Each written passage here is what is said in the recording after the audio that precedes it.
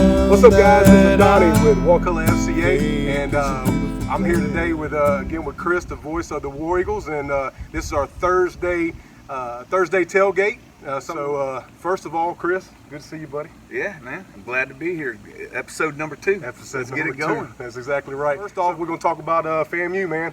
What did you think and what did you see? Yeah, FAMU. Listen, that was a game that I think everybody went in expecting to dominate, and we ended up doing so at the end. The first half was kind of a struggle, to be honest with you. Defensive battle. I think we expected to put up a lot more points in the first half, but I believe Coach Cleese was trying some things out and getting a couple new looks in there, and we went in with the lead at halftime. I think we were up 14-0 at the half, something like that. And then in the second half, we came in just like the week before. Came out in the second half and just really dominated. Started overwhelming FAMU with our skill players and our aggressiveness there on the defensive and offensive line. I tell you what really impressed me in this game is the defense. Once again, defense pitched a shutout for the whole game. FAMU never really threatened at any point during the game. The defense was just able to completely lock it down.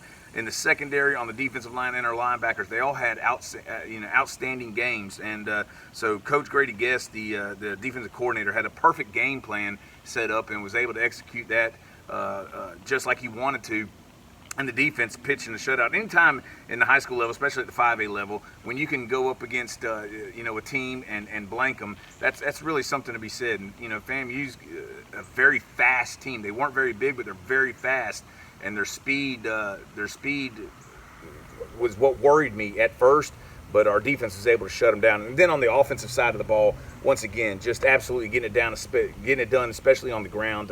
Another 300-plus yard rushing game. I believe we had close to 360 yards, 370 yards on the ground. Had another 150 in the air. So although it took us a little while to get going, we really played true to form like the week before. A little slow in the first half, which Coach Cleese even addressed in our post-game show that he wants to start coming on a lot quicker. But in the second half, once again, we just ran right away with it. Yeah, and one of the things I did notice is that our durability.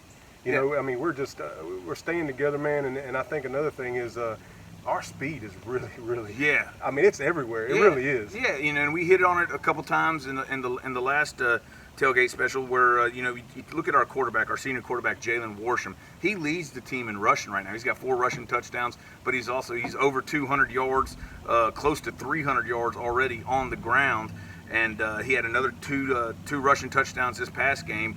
You give him. I know I've talked about it at length both on air and in our last show. You give him just a little bit of space, and his athleticism is he's going to be one of the best, if not the best, athletes on the field at any given time. And that's why you'll also see him come in at defense sometimes too in the secondary. But you give him a little bit of space, and it's over with, man. He makes a couple cuts, and he makes it look so easy, so easy and so smooth. Commented on it a bunch during the game to where it's just. You run out of adjectives to describe it because it's just every time, every run, especially as the season goes on. And we've seen it over the past couple of years as he's progressed and grown with the game. But it's just something to watch, man. He's a really special athlete, and we're really lucky to have him. Yeah, and I was thinking about something too. I was like, if you noticed because I was looking back on the highlights and stuff, and there was a couple of big plays that. A penalty came in after we had already been gone. We were already past them and the penalties happened. Yeah. And, obviously we ain't about all the negativity, but at the same time we look at that going, man, if those little triggers would have not happened, And that's happened a couple times, Tony. Yeah. You're right. We've had some really, really big plays. Wide open, gone. Yeah, really big plays that's come back because of penalties. And it's early in the year. You're going to have that stuff. As the year goes on, you want to see that go away. And I know Coach Cleese and his coaching staff's working hard to address that. But that's cost us a couple touchdowns. You look as far back as you follow game, I think we had 2 touchdowns that came back because of penalties. In this game, I think we had a touchdown or 2 come back because of a penalty that happened way behind the ball. And you're going to have that. But the positive about that too is is the intensity. The Yeah. reason those things Yeah. are happening because Yeah. of the intensity of what they're playing at. Yeah. They're wanting to hit. They're wanting to make the play. They want to push a little longer than maybe they should. Things like that. But so it's almost those little bit of penalties are sometimes worth it if you can keep having that intensity that they have. Does that make sense? Absolutely. That's. I mean, you said that perfectly. You know, you want to see, no matter what's going on, you want to see the intensity, and we've got that there. I mean, we're causing turnovers, causing disruptions. That defense is just, they're playing lights They're out everywhere, right man. now. I'm telling you, Yeah. it goes back to that thing I talked about last time, the foosball machine. I mean, they move just like this. It's Yeah. awesome to watch. It really Yeah. is. And they're so fast. The ones that's on this side can get to that side for help. Yeah, and if you'll notice too, a lot of the plays, even when they're at the line of scrimmage, by the time the whistle's blown, you know, there's 11 guys out there on defense. By the time the whistle's blown, you're either going to have all 11 War Eagles, 10 or 9. You're going to have a host of War Eagles that's all in on that tackle. So it's not just like, you know, you'll get your immediate bang bang plays where somebody will drop somebody. But, you know, your plays at the line of scrimmage, which are impressive to me, when the whole defense swarms to the ball and brings the guy down for a minimal gain or a loss, you know, that's impressive to see out of the defense, and continue to do that game in and game out. You know, you got your secondary coming 20 yards back, still getting in on the tackle. And that's what you want to see out of your defense. Constant pressure, steady hustle to the ball, causing disruptions, and that's what we're doing. That's what we were able to do this last game. A fumble, an interception. Yeah. I know that's on 2 of the turnovers that I remember right off the bat. Yeah, and then even the ones that, you know, that were called back on penalty, those were, you know, before the penalty happened, those were great plays. Those are great plays. You're talking about some people stepping in front of some well thrown balls and picking it off and taking it to the house. And you know, unfortunately, 1 or 2 of them would get called back because of a penalty, but that's just hustle. That's aggression. Yeah. And I know those penalties will get straightened up. I know that's one of Coach Klee's pet peeves, and he talked about it as much. And you got to remember, I mean, this is game 2 of a 10-game regular season, and we're 2-0 now after a big win against FAMU, and we're really good place right now. We're playing really well for it to be just the second game of the season, and it's only going to get better. Yeah, and so obviously that was a big win. And so this week, what do you see? I did watch a little bit of highlight on Mosley a little bit, but I want to see what you got going on. What you think about it? Mosley's going to come in. They're 1-1 on the season. They just lost last week to Niceville, which Niceville is an unbelievable football team. But Mosley's a really good football team too.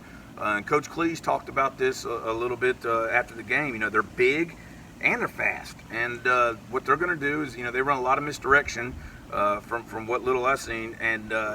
But they're going to line up and they're going to come right at us.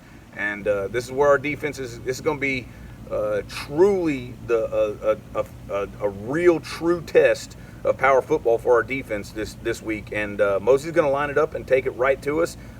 You know, they've got the skill players to match up with us. They've got the size. They're probably a little bit bigger than us, but it's going to be a good game, man. I'm excited. Coach Klees seemed excited when we talked about it, and it's going to be a good matchup.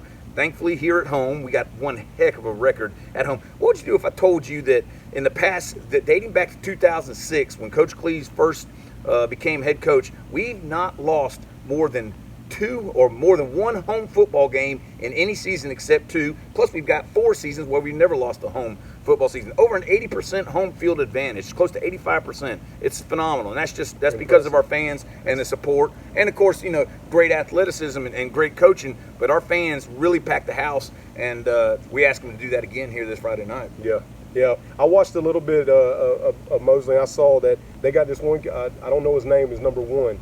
Very good. I think he's a wide receiver, but he also does some punt returns and stuff. I saw him, and I also saw that the quarterback likes to air it out. Yeah. So I think our secondary. I'm picking our secondary to have a absolute beast of a game. Yeah, That's what I'm it's going to be a true test. It's going to be a true test for the defense as a whole and our offense as well, because Mosley's got some big guys.